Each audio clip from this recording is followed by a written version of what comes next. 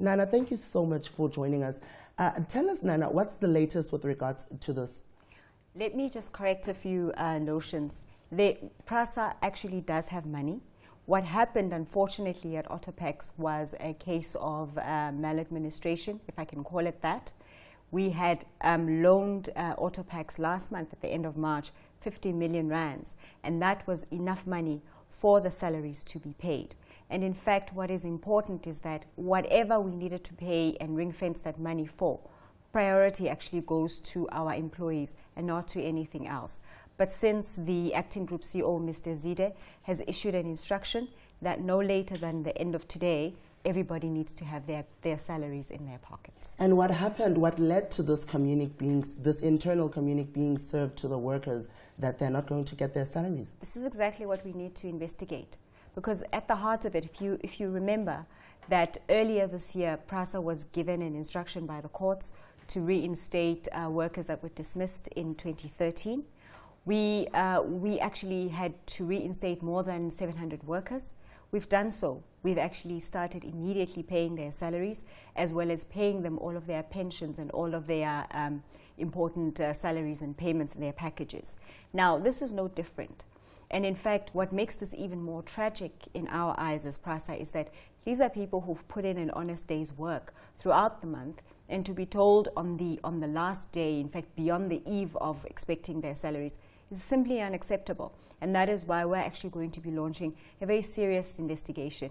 And we've also been quite clear in terms of the unacceptable nature of this and that it should never happen under our watch. Going to the maladministration, Nana, that you referred to that could be the cause of what's happening at Autopax right now, could we blame this to the lack of, I could say, leadership that we've seen in other state-owned entities such as SA and Eskom? It would be very difficult for me to speak about other SOEs. But what I can say about PRASA is that this is an individual out of a number of people who wouldn't dream of not paying people their salaries.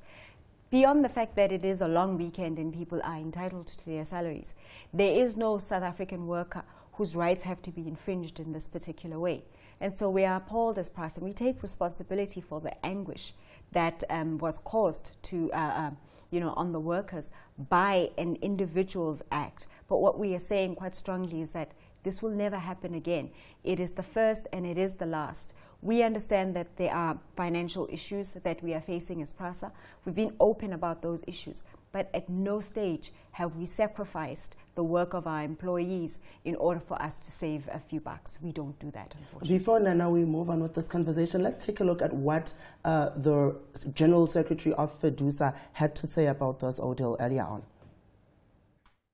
We are deeply concerned about the developments in Autopax, because if workers and 1,100 workers have been affected by this announcement, these people have debit orders, they have financial commitments, but by the fact they have actually worked the whole month. For the company now to turn around and they say they have a cash flow problem, it really shows up about unethical business leadership. It shows us about management that doesn't know what they're doing, and this is something that must be addressed quickly. What is FEDUSA going to do in aiding these affected workers?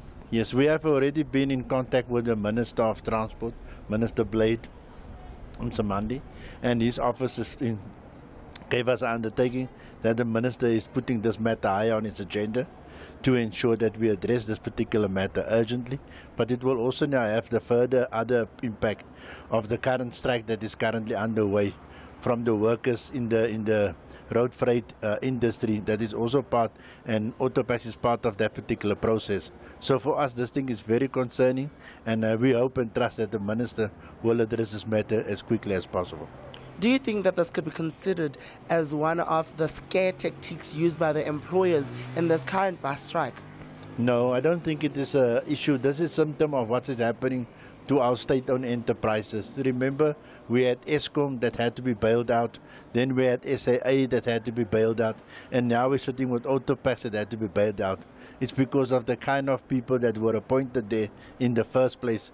You know, any person with Management 101 experience will be able to have to project their financials 12 months in advance, because that is short-term financial statements and income. And for a company to turn around on the same day that the worker is supposed to get salary and tell them that they don't have a salary is actually very, very bad, and it's a big embarrassment for our government. Well, Nana, some in the social media space have referred to this as one of the scare tactics used by the employers towards the workers, since there's this current bus strike that I think now is entering its 9th day.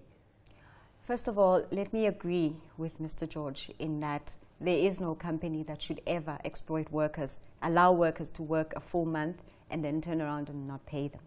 But in terms of answering whether this is a scare tactic, firstly, that would be illegal. That would mean that PRASA goes against every worker's right that is out there, even the right for workers to strike. That is a recognized right that we also observe as PRASA. But in terms of the lack of leadership, let me put it to you this way.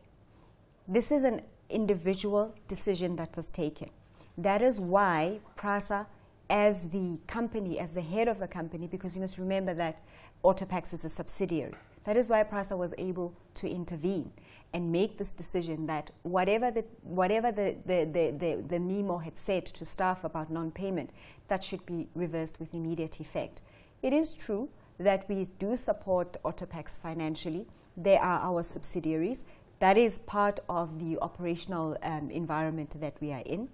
And so what we have done is we know how much money is in the kitty, and we are also quite aware and clear the fact that that money is enough to be able to pay salaries.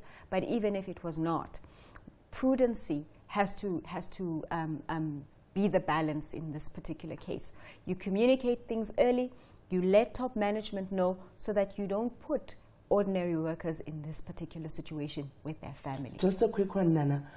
Referring to the financial problems that have been referred to through a statement that you sent earlier that PRASA is facing, what is the company doing to actually deal with those? Are you looking for a bailout from government, or are you looking at ways to actually deal with this particular problem?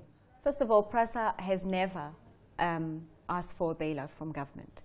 One of the tools that we have as a Section 3A company is that we are able to invest some of our money that has been ring-fenced for projects but is not currently being used. We can invest those in call accounts. And when there is an emergency situation financially, we're able to recall that. That is part of a right that we have got given to us by Treasury.